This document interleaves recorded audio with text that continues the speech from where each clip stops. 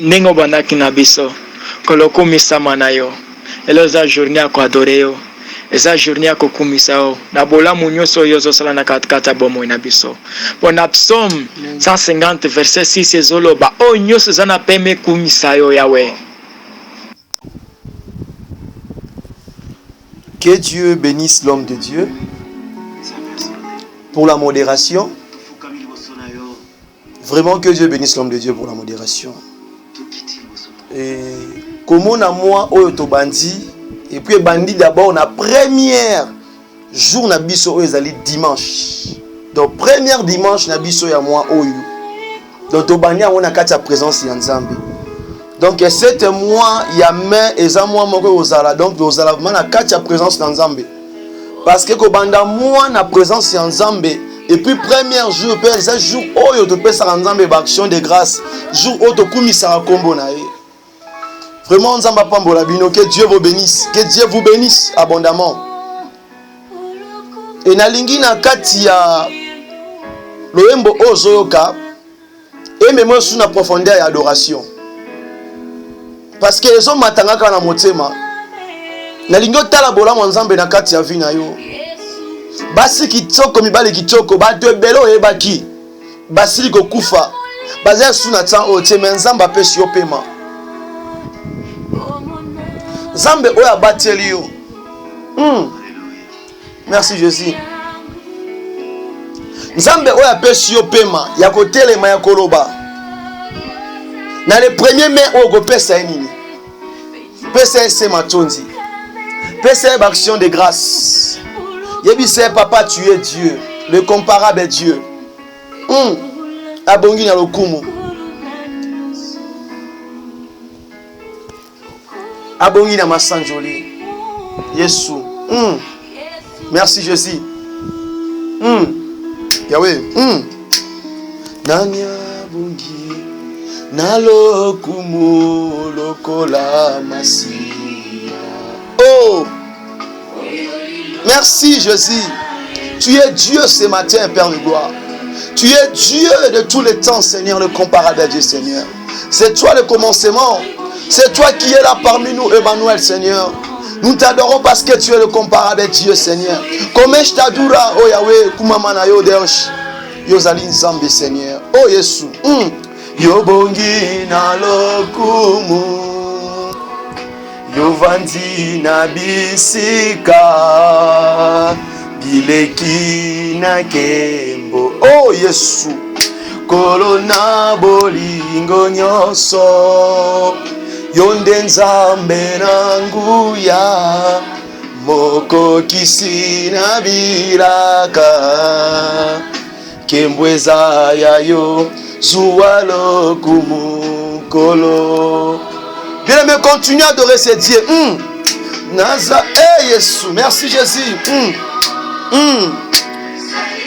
Oh Yahweh, merci Jésus. Oh Yahweh, natatoli, wetoye mbiete yobongi nalo kumu. Merci Jésus, thank you my Father. Bien-aimé, continue d'adorer ce Dieu. Yebi sanzambo bongi nango. Obongi na masanjoli. Lobela nzamba zoyoka yo. Yebi sanzambe wana tango oyo. Yebi sayende a mérité. Yebi sayende bongi na masanjoli. Kumisa kombo nzambe wana. Kumisa kombo nzambe wana. Oh Yesu. Voici nos actions de grâce. Oh Yahweh. Merci Jésus. Merci Seigneur.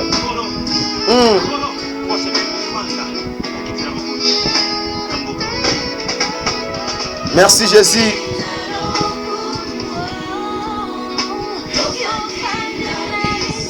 Oh Yahweh. Tokumisi au Seigneur. Pour bonalité Seigneur. Oh Yahweh. Yonde nzambe nanguya moko kisi ya bilaka kimbweza yayo sualo kumukolo nazala lokola yo. Oh, bomoi nanga na ya yo ezala moko. Totatola etoyembi ete yo bongi na lokumu. Nanyaza lokola yo. Totombolaka. Merci Jésus. Yebisa nzambe moko taza lokola ye. Yebisa nzambe moko taza lokola ye. Po azali nzambe. Merci Jésus. Merci Jésus. Merci Seigneur. Merci Seigneur. Merci Jésus. Merci Yahweh pour le bon qualité. Merci Seigneur Jésus. Père de gloire. Père de gloire. Père de gloire, Jovan ici, Libanga Natalo. Makasi Yabasantu, Seigneur. Et le lion, Seigneur. Oh, Jésus Christo. L'éternel souverain. Oh, Jésus Christo. Adonai, le Dieu créateur, Seigneur. Merci pour ce moment, Seigneur. Merci pour notre côté habitué sur Nakati à moi, au Seigneur. Et plus précisément le 1er mai, Seigneur. Yahweh, tosana mbongo te po na kopesa yo. Tosana diamant te po na kopesa yo. Tosana or te ya kopesa yo, Seigneur. Mais Seigneur, to fongo limité manabiso. Nathalie ete modérateur azolo balobi ete. Soki otalaka ba voix, soki otalaka ba français na biso, ba anglais na biso. Pour nous appeler merci pour nous rekumisa yo. Mais ngayo yo na kumisa yo te. Mais ngayo na tombola kombo na te. Parce que nous avons ba faute d'orthographe belé. Nous avons ba erreur belé na roloba. Mais le lengo talaka ka motema, ya moto est bien disposé, Père de gloire. Nous te levons, Seigneur, I worship you. Nous te disons merci, thank you Father, thank you my Lord pour notre tango au Seigneur. Yondo bongi na yango tolobilo merci, merci à mingi. Muito obrigado, Seigneur. Yondo mérité na yango, Seigneur, de Oshi Yahweh kumama na yo. Père de gloire, reçois l'honneur et la gloire, l'incomparable Dieu. Kamba biso, tambouissa biso na tango au Seigneur. Je suis qu'un simple instrument, Seigneur. Sans l'obité pour le peuple, honneur nous soit roloba, Seigneur. Moto mon côté azali, Seigneur. Effacez nga na miso ya peuple na yo. Yonde pesa maloba, yonde kamba biso. Pe pambola modérateur, nenga kambi biso ndengo sili kolobela po kamba biso na tango oyo, Seigneur. Pambola e Seigneur. Na pe o azala ki nga pesi biso, Seigneur. Pe béni o moko na moko o azonda biso na tango oyo. Partout au message pozo le kana, Seigneur. Tikati Yahweh ozo lokumu pe masanjoli. Pozali nzambe yo bongwanité. Na kombo na Oshua Mashia. Père de gloire, reçois l'honneur et la gloire. Comme ta parole déclare, comme ta parole dit, Seigneur, Yahweh, règne topé le kumu, Seigneur, ezonge panayo, pozali nzambe, yobongwanité, na kombo na Oshua Mashia, tolobi susu. Merci, Seigneur Jésus-Christ. Pourrez-vous acclamer et de pousser les cris de joie, que nous clamons pour Jesus, Betama Boko Bisike Zwamio, Pika Mikono, Shangilia, Kumisa Rombo Nzambe, Beta Maboko, Pozana Pe, Mozana Bomo, Inzamba Batelio, Beta Maboko Bisike Zwamio. Na Kombo na Yesu Christo, de Lokola Libota Moko Tolobi, gloire et louange à toi, Seigneur Jésus-Christ. Amen, amen. Que Dieu vous bénisse. Merci Jésus. Abongina Masanjoli. Yazali Nzambe. Yazali Nzambe. Le Tout-Puissant Sabaoth. Il n'a pas changé. Il n'a pas changé. Merci Jésus.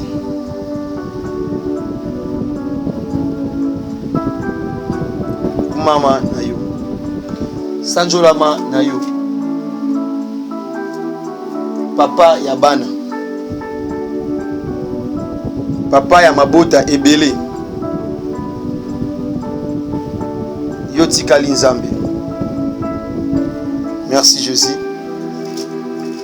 Pesa ndeko aza pembe na yo mbote. Yebisa ye boye malamu na service ya lelo. Boye malamu na kati ya présence ya Nzambe. Et pesa ndeko nyonso shalom, shalom, shalom, lobana shalom, lobana ndeko no shalom. Yebisa ye kimia na Nzambe ezalisa makati na biso. Po yo zali Nzambe. Na kombo na Yesu Christo. Ya bongwanité, il n'a pas changé. Il n'a pas changé. Gloire à Dieu. Gloire à Dieu. Tozo continuer car service na biso. Et na linga ki mawana moro d'abord to yambana. Et to kumisa kombo Nzambe wana vraiment toza na esengo. Toza na kati ya matanga te, nous sommes dans la présence de Dieu.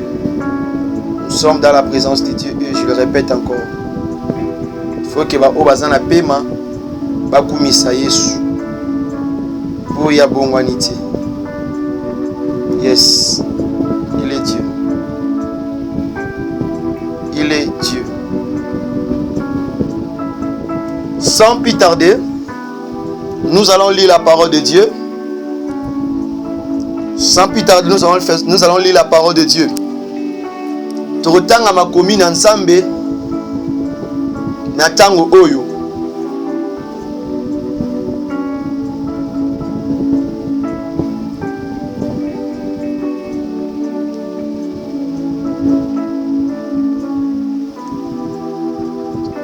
Tokozwa na mokanda ya Daniel Yaoundé chapitre to verset de base na bisonde yango.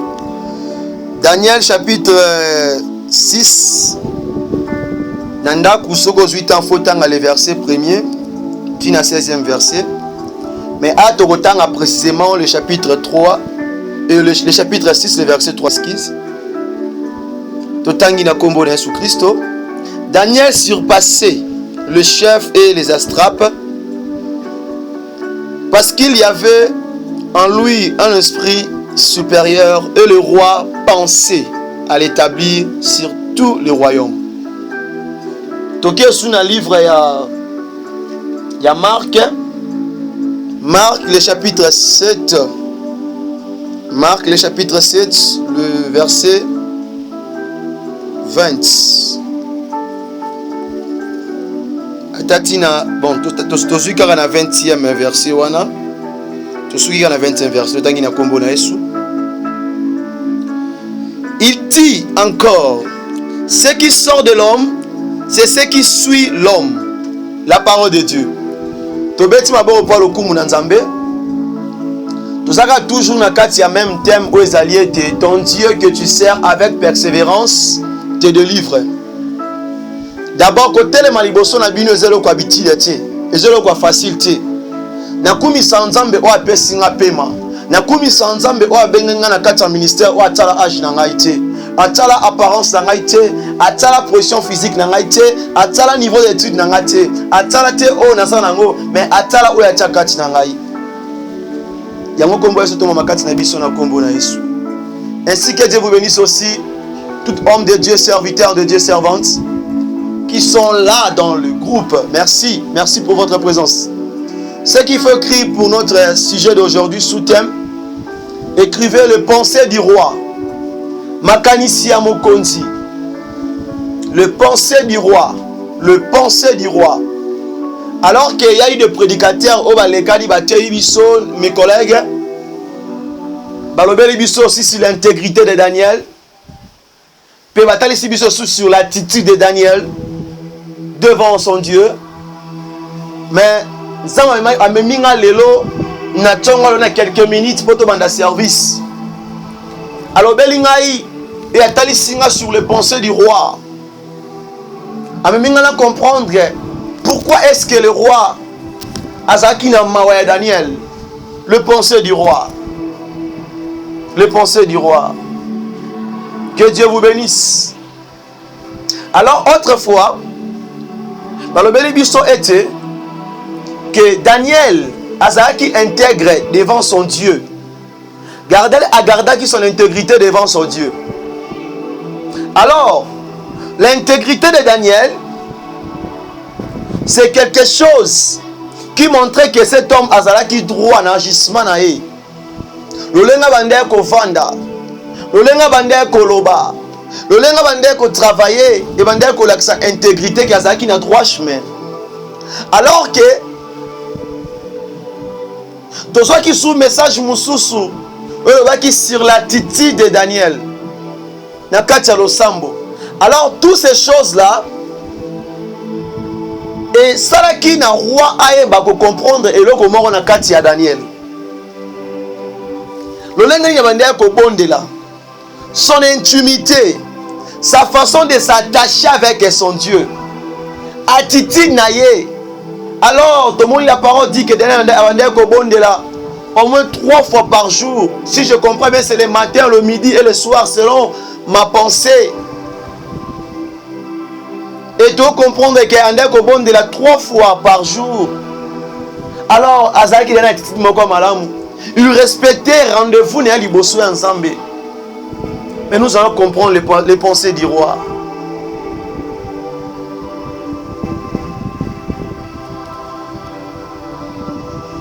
Que Dieu vous bénisse.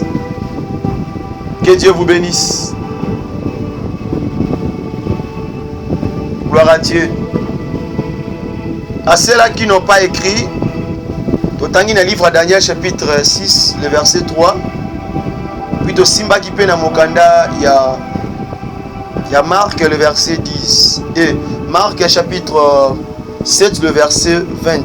C'est un peu ça vraiment. Que Dieu vous bénisse. Gloire à Dieu.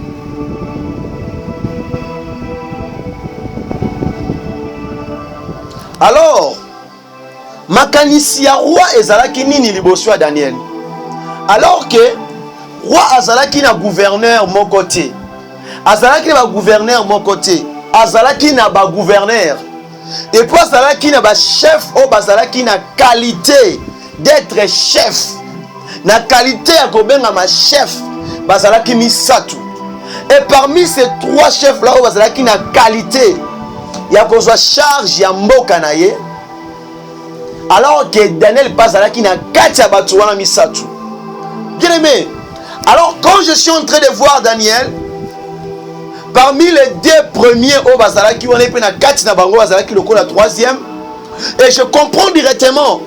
Un jour, le 6e jour, na ngomba tango azobondela, et petolo ekotala amoni présence ya Mose, amoni présence ya Eli. Alors 3e toi azalaki na kati, o azalaki supérieur na bango, c'était Josie.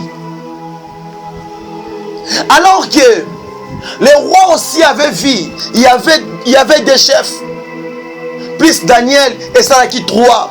Alors à mon avis, na bango misatu wana ezana moko o azo mataza likolo na bango. Alors que un jour na ngomba Golgotha ezalaki ne ba kulusu misatu, mais ezalaki ne kulusu moko o dominaki, ezalaki fixé na katikati o ba ba ko koma ete le roi mokonzi ba Yuda. Et ne kulusu wana nde emema ki charge nyonso ya mokili oyo. Alors que tant roi zomona Daniel atteint le chef fona mususu, il comprend que Daniel a ça différent que na bango.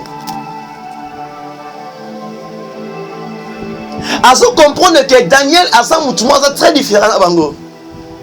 Sa façon de prier, sa façon de marcher, sa façon de parler, sa façon d'agir. Alors comprendre que Daniel a ça mutumo ça différent na bango. Alors les pensées des rois zalaki nini? Tant que roi zomona nyonso wana, et son même roi pour établir Daniel azala en tête. Likola même ya batu o bazalaki ne promotion moko. Bien aimé, beaucoup zana grade moko na mosala, beaucoup zana poste moko na mosala, beaucoup zana esika moko bo travailler bino nyonso. Boza pe na salaire moko. Mais oya zo kamba bino lokola chef, lokola superviseur. Yem ta mona différence que nde boza bino 10 wana. Yana moko travailler dire ko le kabino. Ezana moko pasa intègre ko le kabaro nyonso nefo batikali wana. Alors à la croix, quand les gens ba mona ba kulusu misatu, et kulusu oyo ezalaki na sujet to o bato bande kotala mingi ezalaki ka ekulusu ya Yesu Christo. Alors ezalaki na bato mibale pembeni na Yesu Christo. Mais les gens ne portaient pas leur regard vers tous ces hommes-là, mais ils portaient que leur regard envers Jésus-Christ. Alors que les rois aussi pensaient, si aujourd'hui que na longoli mutu le roi Daniel pembeni na ngai, est-ce que le royaume n'a pas avancé bien? Et par là je voulais dire quoi? Les rois, en les voyant seulement comme ça, les rois c'est là qui est un païen. C'est un païen, le roi Darius, c'est un païen. Mais Azaki n'a pensé pour la Daniel. Il y a un roi, Azana Nyonso, Azana capacité à diriger. Mais par rapport à titre, il comprend que j'ai besoin d'un quelqu'un à cause de Pembe Nangaï. Alors sans Moutouana, moi je ne peux pas marcher. Cela veut dire quoi? Tu peux avoir de l'argent de millions, mais si tu n'as pas Jésus, tu n'auras pas cette joie de manger ton propre argent. Alors même si tu as presque tout, tu as des voitures, tu as des jets, parce que parce qu'il demeurait en Dieu. Alors aussi les rois, s'il était appelé roi, c'est parce qu'il avait un homme près de lui qui sage. Que Dieu vous bénisse. Que Dieu vous bénisse. Acclamons pour la gloire de Jésus. Beta maboko pona lokumu na Nzambe. Beta maboko pona lokumu na Yesu Christo po azali Nzambe. Abongwaniti. Na dimanche na biso ya liboso na mokolo lelo. Pousse des cris de joie pour la gloire de Jésus Christ de Nazareth. Po azali Nzambe. Abongwaniti. Alors que là directement, pour comprendre l'importance de Daniel, toketanga na mokanda ya Marc, ototanga ki ya liboso, ezolo babo bien aimé, landa version malam. On comprend pourquoi le roi appelait kaka Daniel. Écoutez bien aimé. Il dit encore, et ça dans mokanda Marc chapitre 7, le verset 20. Là, c'est Christ qui parle. Il dit encore, ce qui sort de l'homme, c'est ce qui suit l'homme. Donc, oyezo bima na kati ya moto, yango nde ezoboma moto. Mais oyezo kota na kati ya mutu, yango te nde ezoboma mutu. Je vais m'expliquer. Alors, bien aimé, tant le roi, je m'excuse, ça m'a dit qu'on pensait à établir Daniel à Zalikolo ya royaume naye. Et Zalaki kat naye. On se comprend, hein? Donc, Zalaki kat naye, et ben qu'on justifiait que Azalaki na motema moko malamu liboso à Daniel. Tu se comprendre, hein? Le roi n'avait pas les mauvais pensées pour Daniel. C'est ça qui était dans son cœur. C'est pour ça la parole déclare ceci, que c'est de l'abondance du cœur que la bouche fait quoi? Parler. Et c'est moi motivé ça mon okoloba. Alors, oye bandeko bimana kati ya motema ya mokonzi, ezalaki ya mabete. Le roi n'avait pas pensé du mal. Alors, oye bandeko kota pone boma mutu ezani. Ezaba oyo makambu oyo ba collègue ya Daniel, bandeko loba pona ye. Ba bandeko penser pona ye. Ndi ya bandeko kota na matoi na motema ya mokonzi. Alors que na kati ya motema mokonzi, azaki na penser à mabete. Bien aimé, les gens peuvent dire des mal de toi. Bato bako mabe pona fina yo bako critiquer yo. Mais soki na motema na yo, osana penser mabete pona bango. Yeba ke nyonso basolo ba wana ezani le sans effet. Parce que un jour ton Dieu va justifier que tu n'es pas oyo bango bazo kanisa. Que Dieu vous bénisse. Que Dieu vous bénisse. Alors, na kati ya point oyo, je comprends que le roi azomona que Daniel azalaki moto motuya. même pas liboso na ye, mais même pour na royaume ou azokonza, même pour na fonction ou azanango. Ce qui a longoli pion lokola Daniel, vine pour le kokota. Yango bien aimé tango fongola ramato ino pona koyoka. Ba rapport ya batu mususu, ba lobaki, ba salaki, azongisaki. Tango bazwe biso nyonso wana. Siko nini oyo kanisa lokola réponse. Parce que tango moto elio message ya mutu. Oyo ko bimisa, eza oyo ndo zalaki nango. Donc ce que c'est malamu, c'est mutu na pas le malamu. Ce qui est ma bé, c'est peu mutu wana pe a rejoint ma bé. Alors les rois qui n'a facilité tant ayoki ba rapport ya Daniel pour agir directement dans mauvais sens. Non, azwa ki tanaye pour luka comment il peut sauver Daniel. On se comprend? Donc, tu dois comprendre que Daniel a joué rôle. Il y a un conseiller. A joué rôle. Il y a moto a lokola pembeni ya mokonzi. Pona koyebisaye na décision ozui. Tala boy, tala avantage, tala désavantage. Mais ça na misu na vie na biso. Abungisa moto moko très important. Ya moto moko za ki cher. Ya moto moko ndako compter na vie na ye. Compte rendu à nini na obande koyoka. Ozwa ki tenti à discerner. Obosani nyonso obozala ki nango. Obosani nyonso bande ko sala nango na moninga. Bien aimé, il faut réfléchir. Le roi était un païen, mais akanisa kinanu. Atala kinanu. Alors ça longoli moto na quatre entreprises na ngai. Comment est-ce que je serai? Combien de relations baby ça bien aimé? Alors à te comprendre pourquoi les rois azalaki na courage te d'abord ya liboso ya kotia topé maboko topé loboko na likolo vie ya Daniel. Topo na kobebisa vie ya Daniel. Alors totangi na mokanda Proverbe chapitre 13 le verset 20, la parole dit ceci: celui qui fréquente les sages devient sage, mais celui qui se plaît avec les insensés s'en trouve mal.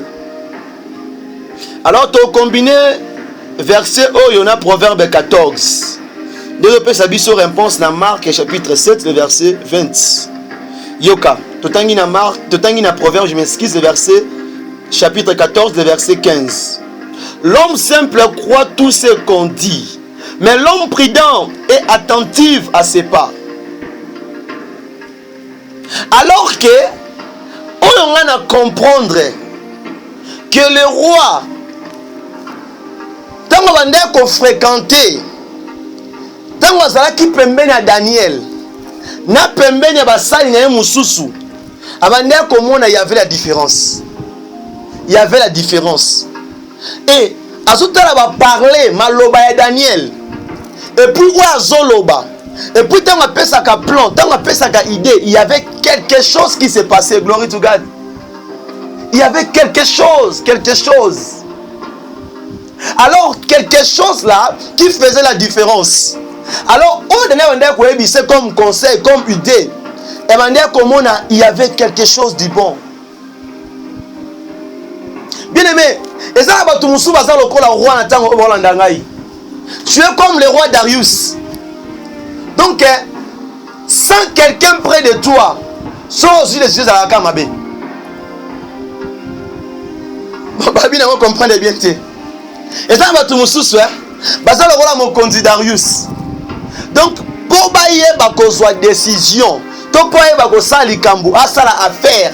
Asa la même business to asa la plan moko projet moko azana ngo azana posa kozana manager ana posa kozana sponsor azana posa kozala na mutu oyo ako guider ye.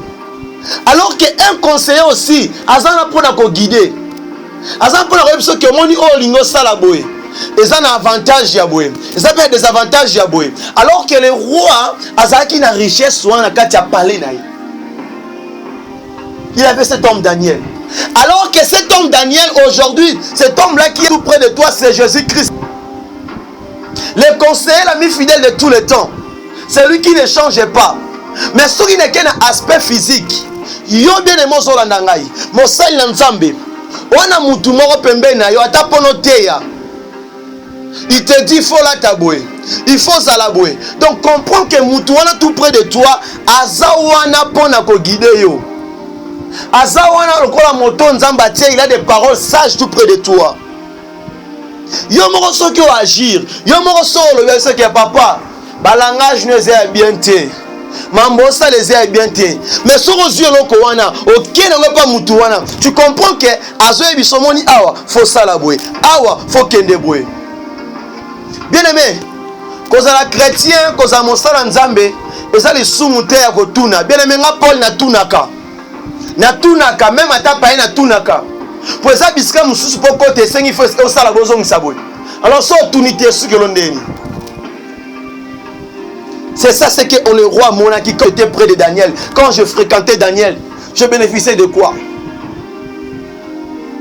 Et puis, si on a monté à Bongo, on a que ces paroles, il y a quelque chose de bien aux Obakissa. Il y a aussi peu de gens comment aux pardon ma belle. Bien aimé, au tika monté à Bongo, il faut s'attacher à eux.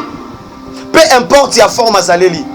Quand tu as un homme, une femme qui t'aide avec des conseils, frère ou sœur, qui t'aide d'avancer avec des projets, bien aimé, il ne faut pas relâcher cet homme-là. Il faut s'attacher avec lui. Parce que les rois n'avaient pas le cœur de relâcher Daniel.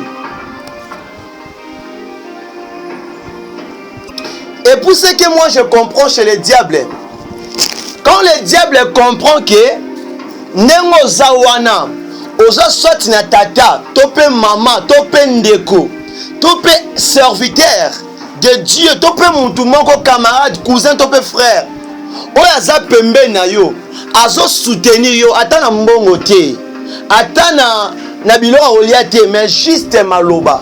Bien aimé, mutu akopeso biloko akolia akopeso mbongo, mais soki azwe bate ko garder ko batela intimité à binomi balé.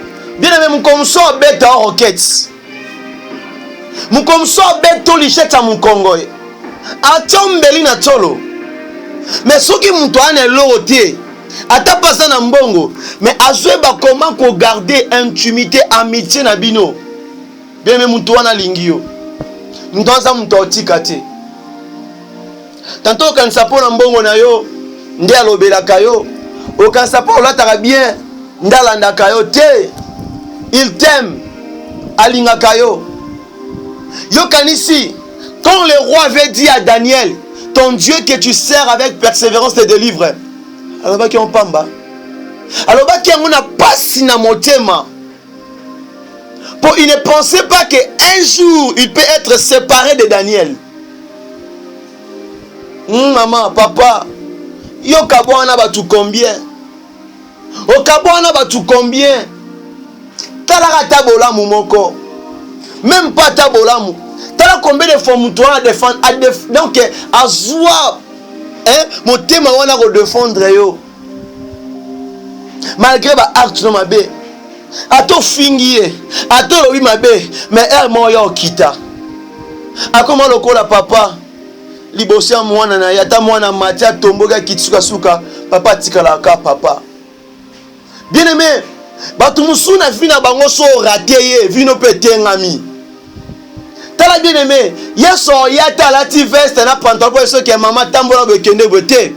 Yeso ko utiliser mutu comme Dieu avait utilisé Daniel liboso roi pour amona succès na royaume na ye.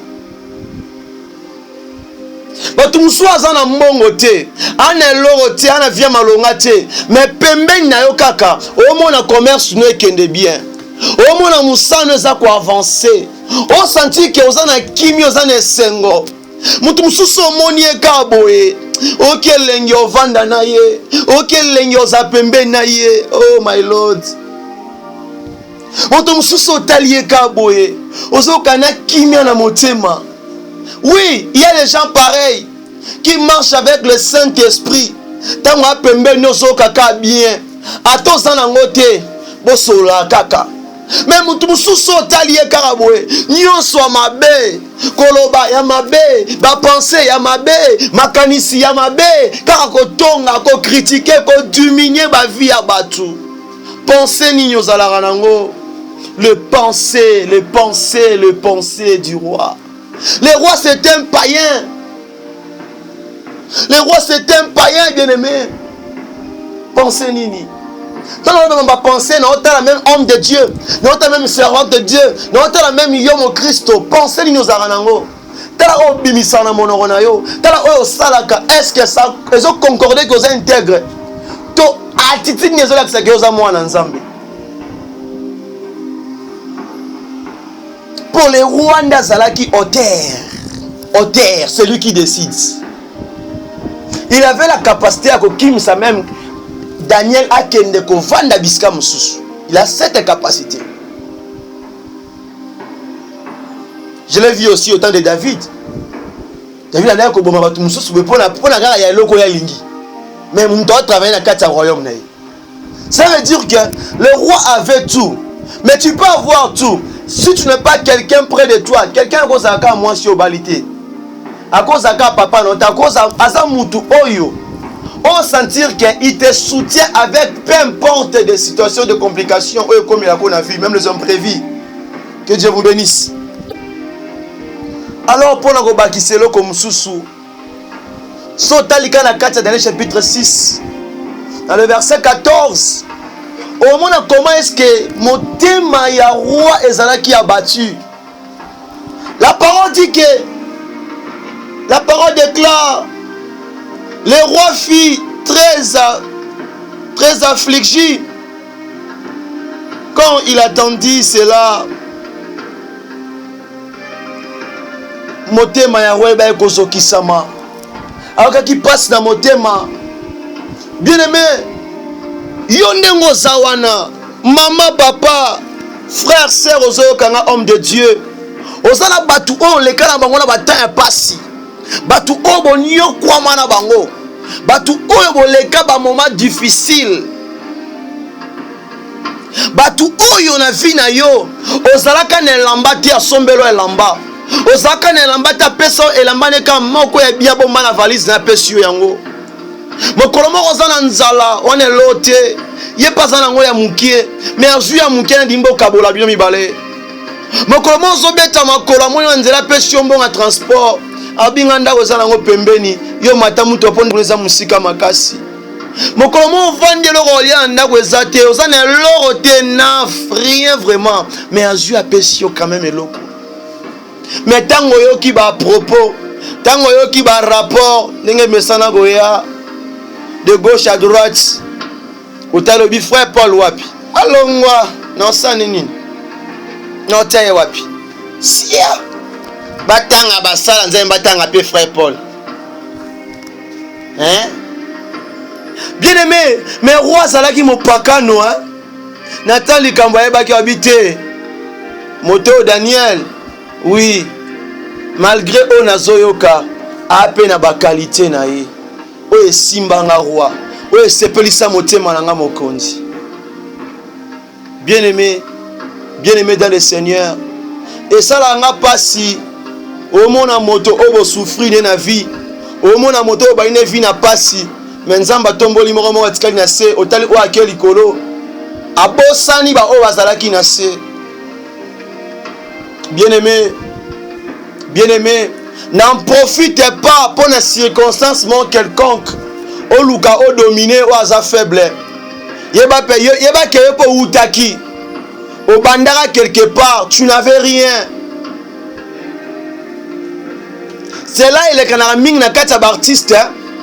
Abandi ko yekola koyemba, abandi ko yekola kosala théâtre, to pe film, to pe biloko boy na ebité mususu wana. Abandi baninga na tango apasi. Mais tant que suis quand moi source moi ou enfongwama. Abosani baningo banda okende ko répéter na sans été. Abosani bango facilement. Les pensées du roi. Le pensée du roi. Bien-aimé, ozala facilité na obosana kata kande matinde nini. Luka tamoko vanda tuna sola na nzambe. Pour nini kambo komeli ngai. Les diables salaka nyonso pona koluka division, pona koluka le querelle, pona koluka toujours ba conflit, nde ya sepelaka bongo, alinga kimia tie. Otika mutu moko bwaki seme mutema no sala ko pasi. Po ebi ke wanda ko baksolo pe 1 plus na vie. Mais ceux qui a supporté Kyo, pourquoi pas aussi de ton tour yo pour supporter? Yo lingi va supporter ka yo. Yo lingi va comprendre ka yo. Yo lingi va understand yo kaka.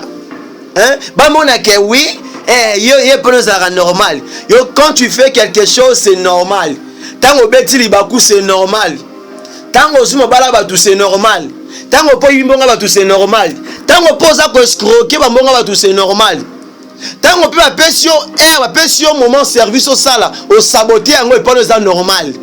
Tango yo tie ko sali erreur ya faute d'orthographe lo mabe et pas nous normal. Mais ce qui Daniel a sali ya ye. Dans le dans la Bible dans le homme sans mettre dans la groupe A, tu as la Bible. Ce qui Daniel a sali ka faut pas. Au komona ba serviteur no so ba sangani. Et comme sujet. Et comme sujet. Donc ça na batu oyo o sele bolam o sunga mais ya o sela ka mokolo yo ko ya pona publier yo. Encore YouTube comment lango gratuit. Et moi que j'ai aimé ce que j'ai aimé chez Daniel. La parole nous dit ceci, c'est un livre de Proverbes chapitre 14, le verset 15. La Bible dit ceci: l'homme simple croit tout ce qu'on dit, mais l'homme prudent est attentif à ses pas. Donc moto azaneka moto pamba ça veut dire quoi que moto oyo tango azwaka rapport ya moto tomba yebisaka ke mutu bo asali bazongisa ki boy to mwana to pe mwasi to pe mobali to pe papa bana na yo to pe bana oza ko encadrer to pe peu importe un message ozwaka siko na kota homme simple eza moto otanga azwaka message ye pasaka na frente na munoko donc tango yo ki e pas lâcher piou et le lit boum.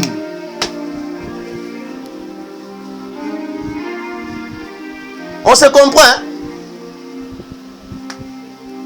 Pour ça là batu musu bazala bongo tango ayeli rapport à mutu ola luka etuna ola luka vérifier qu'est-ce qu'il y a resala yé maman ndi goloba akena ki boye anonza ki boye ye pati maloba tala kuta sala ka boye hey ni ne zwe biso ke o ba yebisi o neze solo yebite ke mutu pa ko fonder histoire et bimi beka ndenge moko na makambo ozaki na kati ya ndako hein yo mona te ke mutu asa na cicatrice na nzoto mais asaleli yango histoire pe etosi pe ba message musu bozwaka ba rapport musu bozwaka il faut ko vérifier liboso oloba tantôt ba piéger yo tango yo lobi bango ba effacer ya bango bazura yo ba memi. Alors Daniel azalaki un homme qui était attentif. Comment ko gérer ba pana ye. Comment ko gérer biska ko tia matambe na ye. C'est-à-dire ba pa ya kisi evangeli comportement nyonso osala. Et abande ko sala na assurance. N'assurance avant ça la eloko awatala ke eloko so na sala sikoyo epesa ngani yango nde intégrité à Daniel yango nde attitude à Daniel tango amoyi ke bakwe ici loi ebimi parce que la parole dit ceci bakomi solo ba ete tango ba ebi ko pesa mitindo wana ezaki po balukela Daniel likambo mais lokola ye ayebaki pe azalaki na réunion wana tango lwana ekokweya la parole dit et les gouverneurs sont d'avis qu'il soit publié un édit royal avec une défense sévère portant que quiconque dans l'espace de 30 jours adressera de prières à quelque Dieu ou à quelque homme excepté à toi, ô roi, sera jeté dans la fosse au lion. Ce qui Daniel a ebaki kolongwa ko se retirer ko kende na chambre na ndaku na ye ko bondela. Ça parce que aboyaki ko créer mabe moko na batu wana. Ko créer mabe moko na kati ya royaume azalaki. On se comprend hein? Qui a barré na été pour qu'on signe na épée mais aboyaki. Il s'est écarté de ako sama kamune na kwena ye. Mais zande batu wana nde ba filaki balandaki. On se comprend hein? C'est ça un homme. Un homme doit être toujours prudent. Oyo loba, oyo sala wana lobi soki conséquence yo kwa sime yango. Point d'interrogation. Que Dieu bénisse sa parole. Bien-aimé, natango oyo moko na moko azolobela nzambe. Tolingi to bondela. Na nzela mateya oyo ki sur les pensées du roi. Par rapport à point on a simbi na lobeli. Aujourd'hui sans nzambe loto zali le premier. Tobandi moi lelo.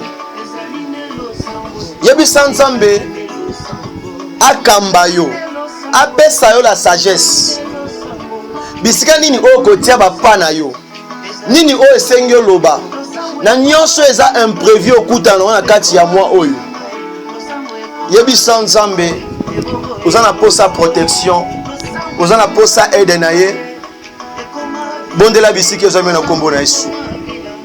Par rapport à un message, à prophétie, ose na tsongwa lelo.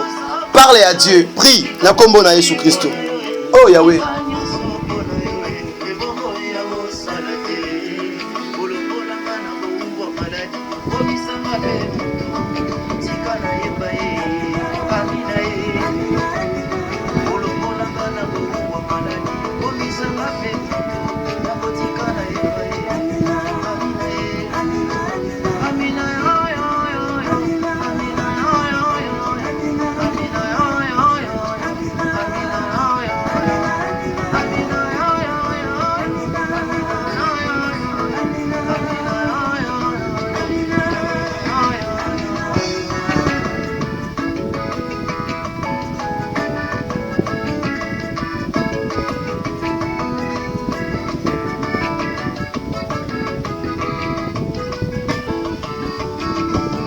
Oh Jésus, Lele, Amina, Lele, Amina, Lele, ah Lele, ah Lele, ah Lele. Chilo yolo baka yosa champion, yolo baka yosa champion, lelo couvre-feu. Elombe, lelo couvre-feu, elombe, mobali, Yesu. Lobela nzambe, baby nzambe apambro na kati ya mwa oyo. Tika mwana si mboko na nzambe, baby nzambe akamba yo. Na kombo na Yesu. Oh Yesu. Père de gloire, bénis ton peuple. Pambola peuple na yo. Motonyo soit se disposer à reconnaître que sans les sungi non moi au gratter Seigneur. Pambola tia loboko. Père de gloire, salango na kombo na Yesu Messia. Père de gloire, tikate na kati ya moi oyo. Na pesi yo possession loko nyonso yondo kambo tambwisa biso Seigneur. Bon papa ministère de la repentance, nation beaucoup nos Seigneur, na sengi avancement, na sengi bénédiction, na sengi récite, likola ba wumbu na yo, likola bana na yo Seigneur. Tikate na kati ya moi oyo chiffre 5. Ezali chiffre moko Seigneur. Oyo pesi batu ba offre, o pesi biso ba don, o pesi biso Yahweh bénéfice likabo Seigneur. Oh Yesu. Tikate Yahweh, le futaki ana 5. Futa pe moko na kati ya mwa oyo na lingi ba témoignage minene makambo asika ba porte fongwama kota ba dossier ba to bande ko bela moto dossier kanga mi quelque part CV musala Seigneur. Oh Yahweh, Yahweh, tellement ça la Seigneur. Tellement semba loboko na pour la vie à moko na moko. Surtout à na kati hôpital Seigneur, na sengi assistance, na sengi aide na yo. Quelques semaines auto banda, otambo na biso, okamba biso, loboko na nguya, ezakati na biso. Pe Yahweh batela penga Yahweh na kati œuvre au Seigneur. Pesanga makoki, pesanga ba moyen, on a continué mon sala oyo, na kati ya réseaux sociaux, na kati ya média Seigneur. Na telemeli pe na bengani fai nyonso. Déséquilibration nyonso rekota Seigneur. Tout le monde kolinga bien ma Seigneur. Et simba ministère oté, et simba mosala oté na kombo na Yesu Kristo. Yango lokola libota moko tondimie tozali nzambe. Tolobi susu. Merci Seigneur Jésus-Christ. Amen, amen. Nzambe apambola bino vraiment comme communiqué. Tu continuer quand même thème oyo, otozolo bela ton Dieu que tu sers avec persévérance te délivre. Tu continuer toujours dans le cadre chapitre 6, les versets 1er à 16. Tu continuer au kaka. Programme de cette semaine est Ali Boé. Mardi, na vendredi, na 20h juste, temps le sambo, moment de la prière, 1h avec Jésus. Jeudi, puis na 20h, nous avons mon colo et enseignement, partage biblique.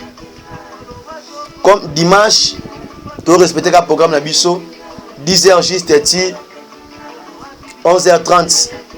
À part la complication, à raison de causer un peu tort, mais vraiment, tout ça toujours le même programme. Merci, nous avons pas bien aimé dans Bisso na kati na bisika. Oyo, aussi message na kati ya groupe partout, ozo yamba message. Oyo, oza na requête, oza na loka ko contribuer na kati ya œuvre. Oyo, sala ngo pona monter, sala ngo na monter ma moko pe sala ngo pa le kumu na Nzambe. Nzamba na weba ko pambola yo. So lingo rejoindre Bisso ko benga na appel, to pe comment na boîte email na ngezali paulbouakassa@. Cela veut dire rokoma ngezali PAULBWAKASA. Par numéro ko benga Bisso na piste 264 81 78 59 140. Ticket nzanga pambola bino. Shalom, bon dimanche à tous.